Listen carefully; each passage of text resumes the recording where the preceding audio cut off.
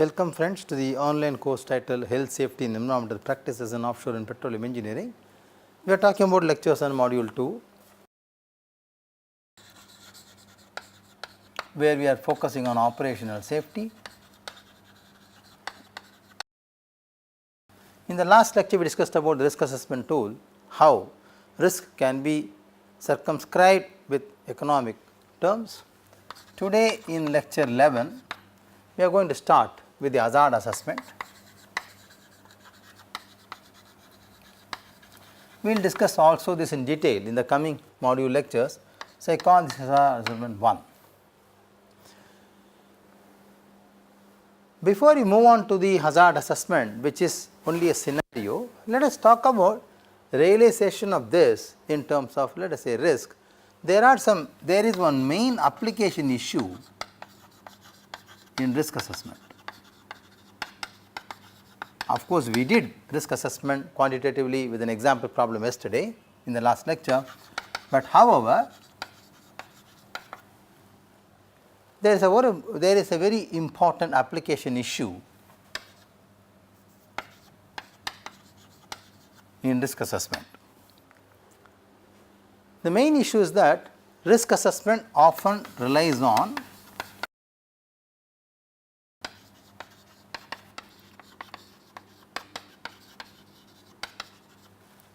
one important segment, which is the scientific information.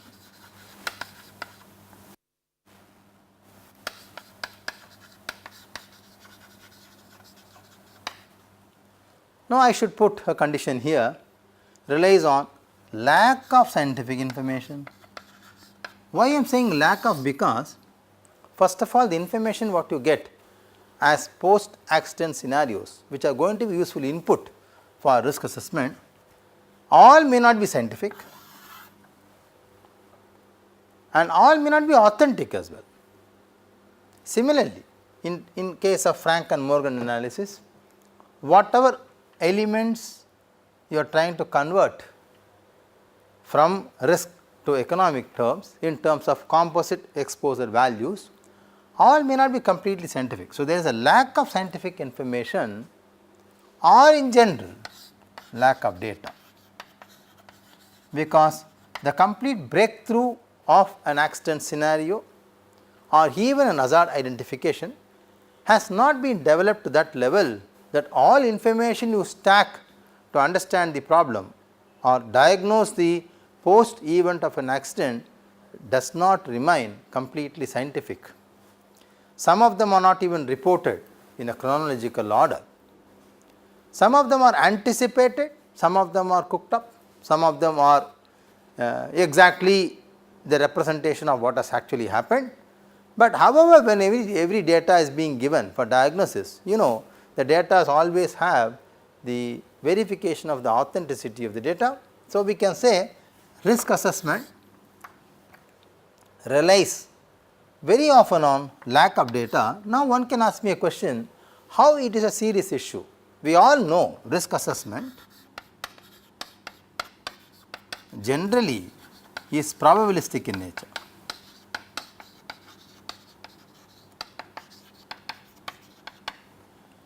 And any probabilistic analysis, if the data is not strong enough or the ensemble is not sufficient enough, it can lead to erratic answers.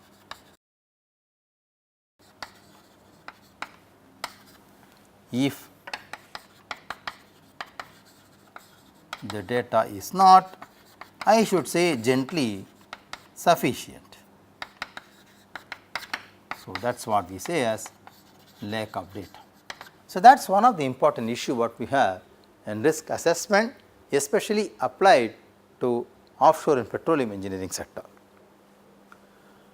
For example, let us say I have a data related to repair.